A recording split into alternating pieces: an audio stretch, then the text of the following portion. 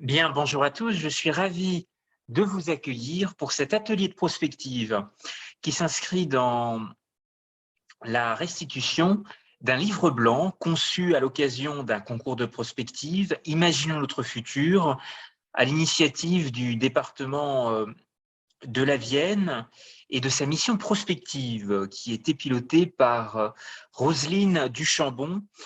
Elle avait eu l'intuition remarquable de proposer à des équipes de jeunes de plancher sur ce sujet que vous voyez ici, d'imaginer notre futur entre science et nature. Alors, dans un département rural comme la Vienne, c'est un sujet qui est aussi l'occasion de marcher sur les traces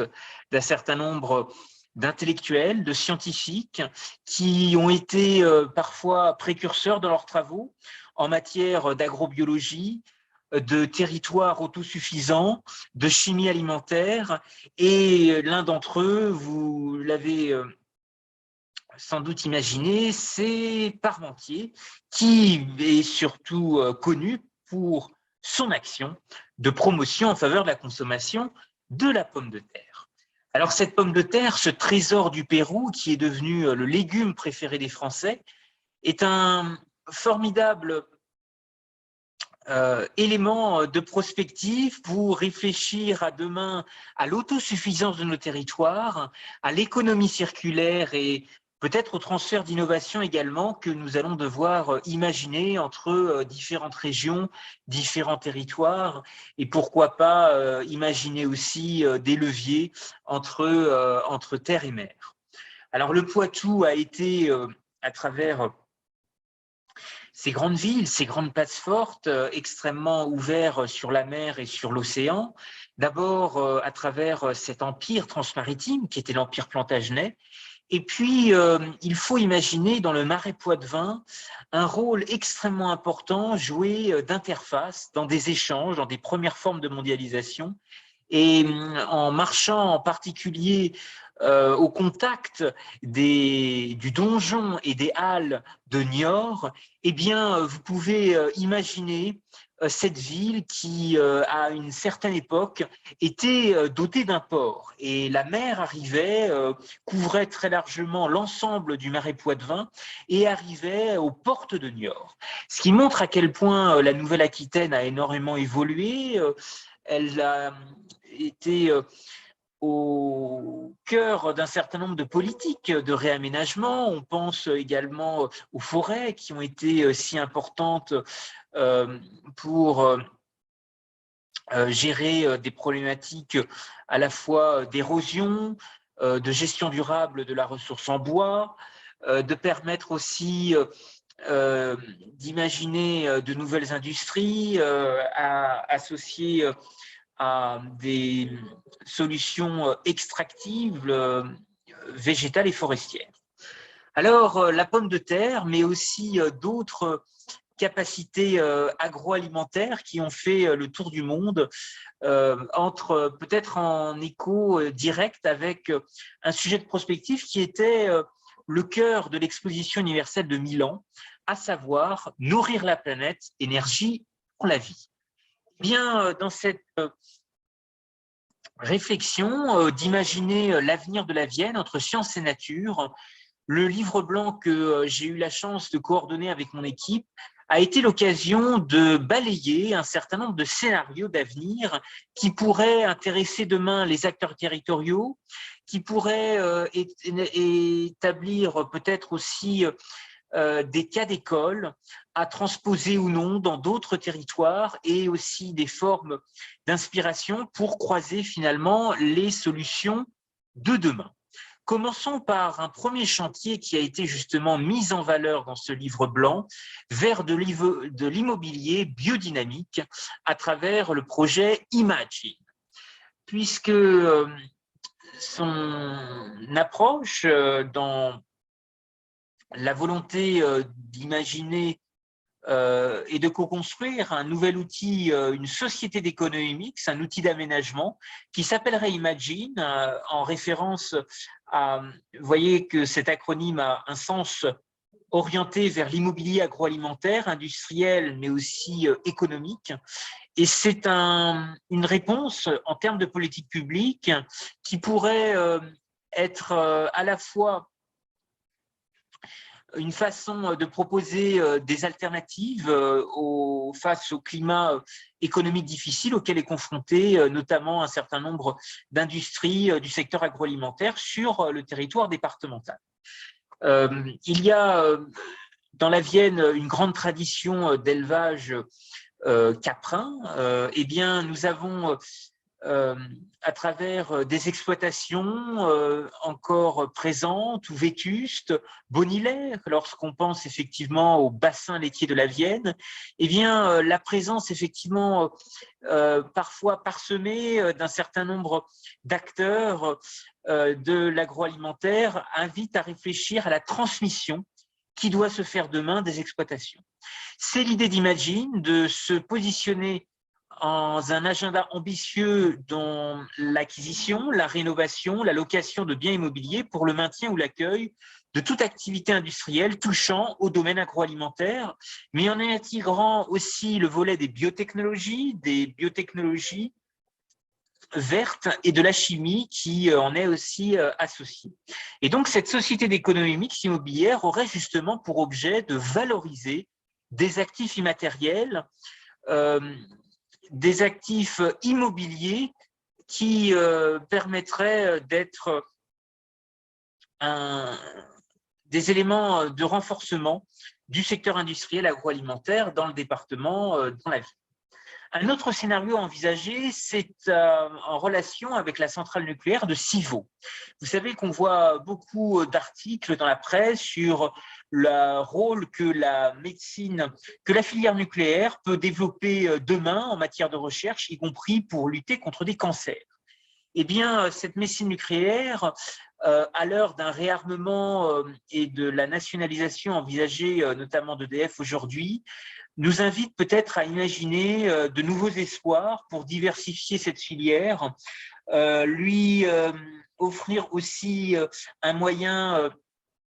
de travailler avec un certain nombre de filières médicales et espérer à l'avenir d'anéantir un certain nombre de cellules cancéreuses.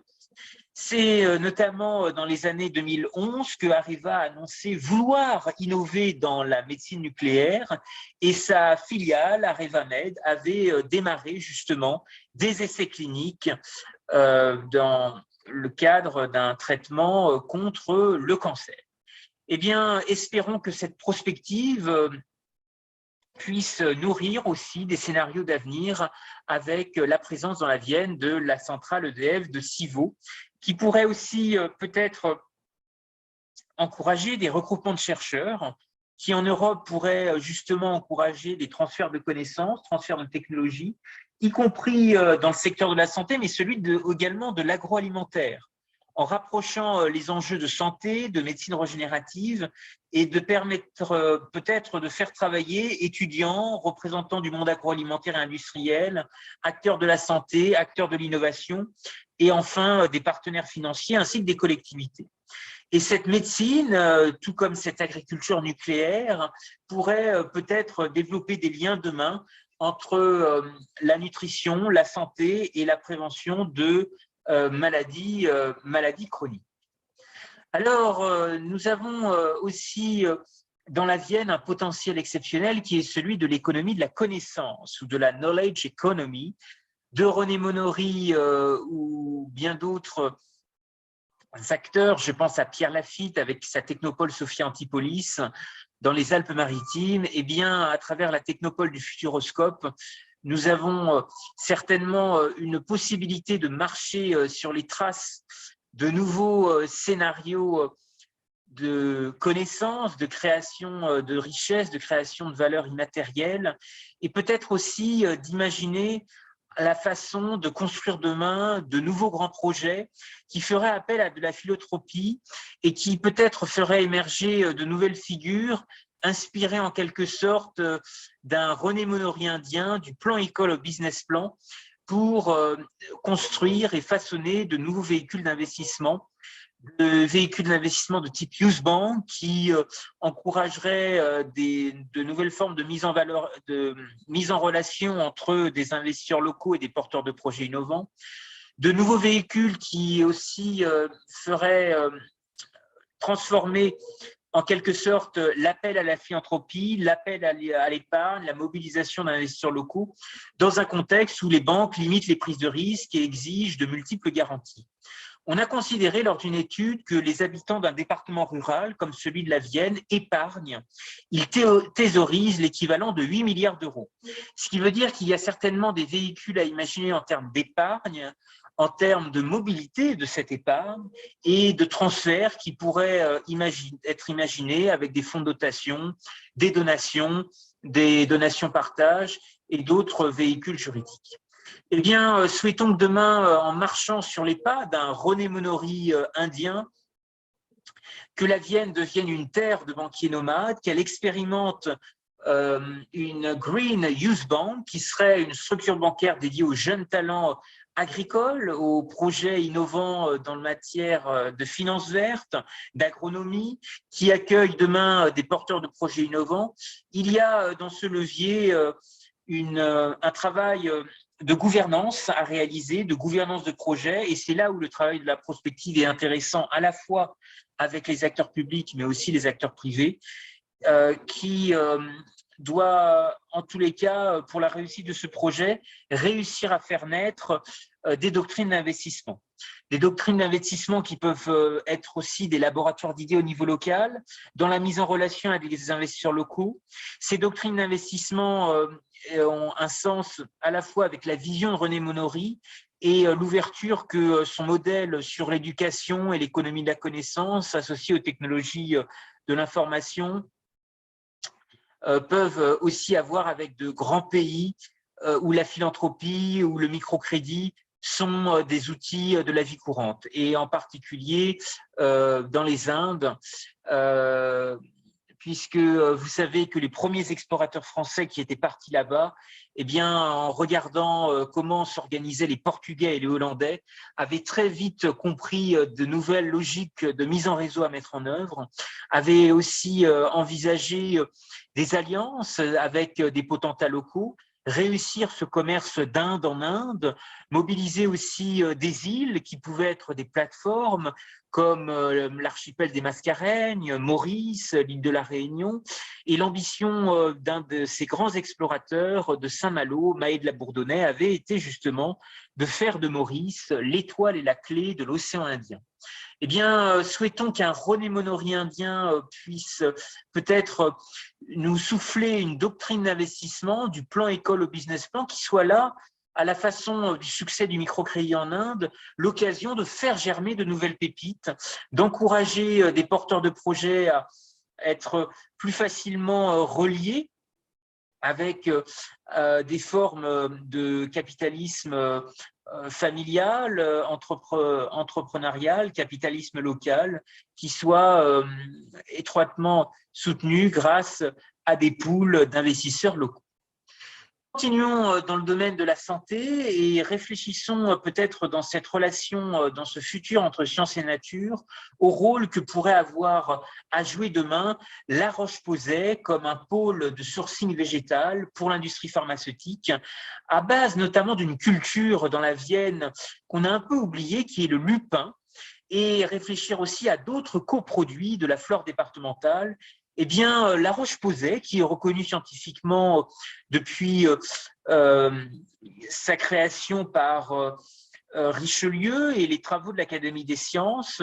nous invite peut-être à réfléchir à une nouvelle génération de savants qui pourraient étudier ces eaux si bénéfiques aux soins de la peau et réfléchir en quoi le département de la Vienne, au cœur de la bioéconomie de la Nouvelle-Aquitaine, de la façon dont la société civile s'est aussi mobilisée sur une feuille de route ambitieuse avec Terra Nova, dont le président Alain Rousset, au niveau régional, a voulu renforcer le leadership et la gouvernance. Souhaitons que demain, de nouveaux marchés nutraceutiques, pharmaceutiques et cosméceutiques soient l'occasion pour la Vienne de rayonner, de devenir un chef de file à travers un cluster qui serait La Roche-Posay BioVallée. Ce rôle de sourcing a quelque chose qui peut être aussi une façon de rayonner à travers les continents. Je vous parlais de ce René Monori indien qu'il faudrait sans doute imaginer dans le domaine des financements innovants, en s'inspirant du microcrédit en Inde et de nouvelles formes de véhicules d'investissement comme les Youth Bank. Eh bien, le sourcing a aussi une relation à envisager avec la pharmacopée à faible impact, avec la façon également de mobiliser la bioéconomie mondiale, d'imaginer demain un partenariat avec l'Afrique du futur, créer aussi des passerelles universitaires afrofuturistes en s'appuyant sur la richesse des acteurs de l'enseignement supérieur dans la Vienne, depuis Poitiers, la capitale, et l'intérêt que portent aussi un certain nombre d'acteurs académiques, instituts de management, en particulier l'ISMAP, l'Institut supérieur du management public et politique, qui, à travers plusieurs délégations, a participé à plusieurs éditions du concours Imaginons notre futur, organisé par la mission prospective du conseil départemental de la Vienne. Le lupin que l'on retrouve aussi bien dans son assiette peut servir de crème anti-âge. Eh bien, toutes ces protéines et ces farines peuvent aussi se substituer aux œufs et aux matières grasses, à la nutrition humaine, naturellement sans gluten car souhaitée par de nombreux consommateurs, en passant aussi par la cosmétique, la régénération du collagène. Il y a une liste de débouchés extrêmement longue et La Roche-Posay BioVallée pourrait justement être ce levier extrêmement important pour valoriser les filières du territoire. Je voudrais vous remercier à tous pour votre attention et vous encourager aussi à réfléchir au témoignage que laisse le projet Imaginons notre futur, ce concours qui avait été mis sur pied par Roselyne Duchambon, directrice de la mission prospective du conseil départemental de la Vienne, et qui pendant plusieurs années a été l'occasion de produire des livres blancs, de mobiliser des délégations, y compris pas seulement du département, mais aussi de toute la France, et d'associer des élus, des acteurs territoriaux, des décideurs publics et privés à cette boussole créative qui doit guider demain, qui est la prospective. Le meilleur moyen d'associer la prospective aux décisions d'avenir, c'est d'y impliquer la jeunesse. Jeunesse plurielle, jeunesse au pluriel par la diversité de ces profils et représentations, jeunes actifs, étudiants, travailleurs précaires, apprentis, jeunes diplômés. Eh bien, le concours Imaginons notre futur a été l'occasion de réfléchir à la place de l'innovation dans une économie de crise. Et c'est quelque chose qui a un sens tout particulier dans la Vienne, qui a aussi rayonné par une grande diversité d'échanges, y compris des échanges diasporiques. Quand on repense au chemin de mémoire avec l'Acadie, avec le Québec, c'est précisément cette relation transatlantique qui existe dans d'autres territoires de Nouvelle-Aquitaine. On pense en particulier au Saintonge, à La Rochelle, aux Charentes, département de Charente-Maritime et au département de Charente, avec les relations si fortes qui ont existé le long de cette rivière jusqu'à la ville de Cognac, ville de Jean Monnet. Eh bien, je vous propose de rester à l'écoute de prochaines restitutions qui pourraient être menées sur les travaux de ce concours de prospective Imaginons notre futur, qui était un formidable levier de mobilisation de la jeunesse et de la société civile au contact des décideurs de la Vienne. L'ISMAP, l'Institut supérieur du management public et politique, y a participé à travers 3 éditions Cet institut à Paris est notamment affilié à un think tank, l'Institut de la décentralisation, devenu aujourd'hui Institut de la gouvernance locale, et qui a une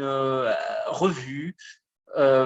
qui associe des experts universitaires, un certain nombre d'élus et d'intellectuels, qui est la revue Pouvoirs locaux, et qui est aussi une manière d'encourager la lecture de nombreux enjeux liés au management des politiques publiques, liés à la façon aussi d'impulser un nouveau souffle territorial, ces lois de la décentralisation qui sont en permanence questionnées par des élus et des techniciens. Eh bien, la Vienne est en quelque sorte le laboratoire de cette ingénierie publique territoriale. Depuis 1987, René Meneaury, la Vienne n'a cessé d'imaginer son futur. Il y a à travers ce concours un passage de témoin exceptionnel qui est justement l'occasion d'imaginer les futurs possibles. C'est tout à fait l'esprit de ce concours. Imaginons notre futur. Je reste à votre disposition si vous souhaitez retrouver des livres blancs qui ont été justement publiés, présentés lors des différentes sessions devant des jurys très compétents. Et je vous remercie en tous les cas pour votre attention.